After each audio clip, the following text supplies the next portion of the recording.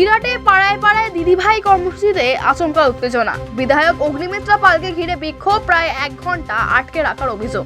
বুধবার সন্ধ্যায় তিরাট জুড়ে ছড়ালো তুমুল চাঞ্চল্য। পঞ্চায়েত সদস্যদের সঙ্গে তীব্র বাকবিতণ্ডা। আপনি এতদিন কোথায় ছিলেন? প্রশ্নের ঝড়। খবর পেয়ে ঘটনাস্থলে পৌঁছায় পুলিশ। এর প্রতিবাদে রাস্তায় নামে বিজেপি কর্মীরা।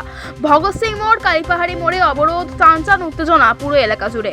ভগৎ সিং মোড়ে কিছুক্ষণ অবরোধের পর পরিস্থিতি কিছুটা স্বাভাবিক হলেও এলাকার রাজনৈতিক তরঙ্গে আবারও আগুন জ্বালালো এই ঘটনা। দেখুন, তৃণমূল আমাকে আটকাতে চাইছে, বিজেপিকে আটকাতে চাইছে। এসআইআরে আজকে যারা ভুয়ো ভোটার ঢুকেছিল পশ্চিমবঙ্গে, তাদেরকে নাম কাটিয়ে দেওয়া হয়েছে, আর আরও কাটা হবে। আজকে আমি পাড়ায় পাড়ায় দিদিভাই করি লাস্ট 5 বছর ধরে, 4.5 বছর, আজকে কয়েক মাস বাকি। হঠাৎ করে এই তিরাটের এই জায়গাটির যে পঞ্চায়েত, তৃণমূলের পঞ্চায়েত মেম্বার, তার নাম হচ্ছে সুবীর ব্যানার্জি। তিনি হঠাৎ করে স্কুটার নিয়ে হাফ প্যান্ট পরে চলে এলেন।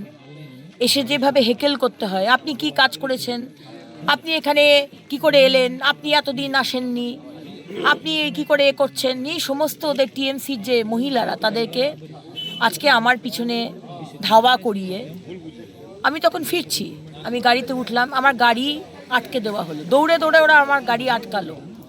এই সমস্ত গ্রামের মানুষকে আটকে 1 ঘন্টা ধরে আমাকে এখানে, 1 ঘন্টার ওপর আমাকে এখানে আটকে রাখা হলো। পুলিশকে খবর দেওয়া হলো, পুলিশ এলো, পুলিশ নেগোশিয়েট। আমি বুঝতে পারলাম না পুলিশ এত সফট কেন।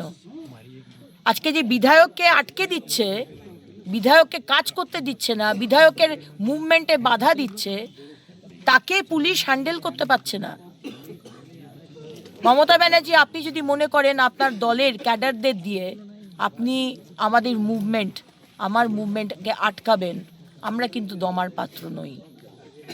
আপনি জল দেননি, আপনি বাড়ি দেননি, আপনি শিক্ষার শেষ করে দিয়েছেন, আপনি স্বাস্থ্য শেষ করে দিয়েছেন।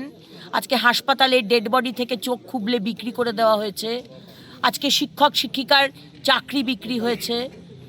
আজকে রাস্তা নেই, নালি নেই, আলো নেই। আপনি ব্যর্থ। আপনার তৃণমূল পার্টি চুরি করেছে, আমরা 100 বার বলবো, তৃণমূল চোর। কিন্তু সেই সত্যটা তো অ্যাকসেপ্ট করতে হবে মমতা ব্যানার্জি। আমরা বলছি বলে বিধায়কের গাড়িকে আটকাবেন, কাজ করতে দেবেন না, পাড়ায় পাড়ায় দিদিভাই করতে দেবেন না, এটা তো হতে পারে না।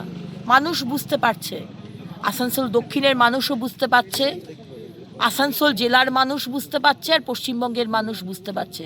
আমি রিসেন্টলি বালি বন্ধ করে দিয়েছি, ইললিগাল বালি চলছে, ওনাদের খুব অসুবিধা হয়ে গেছে, কারণ টাকা খেত তো। আজকে বলছেন যে রেলওয়ের জমি থেকে মাটি তোলা হচ্ছে, আমি নাকি সেখানে মিটিং করেছি। মিটিং করতেই পারি, আমি কি আপনাদের মতো চোর নাকি? আর রেলে যদি, রেলের জমি থেকে সে যদি মাটি তুলে নিয়ে যায়, তাতে কার কি বলার আছে? কারোর কিছু বলার নেই, ইটস লিগাল। সুবীর ব্যানার্জি, আপনি কাকে বলতে চাইছেন? ফুটেজ খাওয়ার চেষ্টা করলেন আজকে, এত ক্ষমা চাইতে বললেন সিআইএসএফকে, সিআইএসএফ নাকি বলেছে গলি মারো। ক্ষমা না চাওয়া অবধি আপনি রাস্তা ছাড়বেন না, সেই তো রাস্তা ছেড়ে চলে যেতে হলো। কি করতে এই ফুটেজগুলো খান? আপনাদের এই ব্যবহার, এই মানুষকে অপদস্থ করা, মানুষকে হেকেল করা, বিধায়ককে হেকেল করা, কাজে বাধা দেওয়া, আমরাও কিন্তু দেখছি এবার কি করা যায়। আপনারা যদি বিজেপির বিধায়কদের মুভমেন্ট বন্ধ করেন, তাহলে আমরাও কিন্তু টিএমসির বিধায়কদের মুভমেন্ট বন্ধ করতে বাধ্য হব। তাই এটুকুই বলার, আমরা এখন যাচ্ছি কালীপাহাড়ি। সমস্ত আসানসোলের মানুষ এবং বিজেপির কার্যকর্তা যে যেখানে আছো, কালীপাহাড়ি মোড়ে আসো। পুলিশকে এর জবাব দিতে হবে। কোনো গুন্ডা, কোনো তৃণমূলের ক্যাডার এসে বিজেপির বিধায়কের গাড়ি আটকাবে, আর আপনারা মিউ মিউ করে বেড়ালের মতো কথা বলবেন, এটা তো চলতে পারে না। তাই ইমিডিয়েটলি আমরা আর 1 ঘন্টার মধ্যে, 8 ঘন্টার মধ্যে আমরা কালীপাহাড়ি মোড় পৌঁছচ্ছি। আমি সবাইকে আহ্বান করব আসার জন্য। রাস্তা বন্ধ হবে, পুলিশকে জবাব দিতে হবে। এই ধরনের বদমাইশি আর অসভ্যতামি আমরা কিন্তু সহ্য করব না।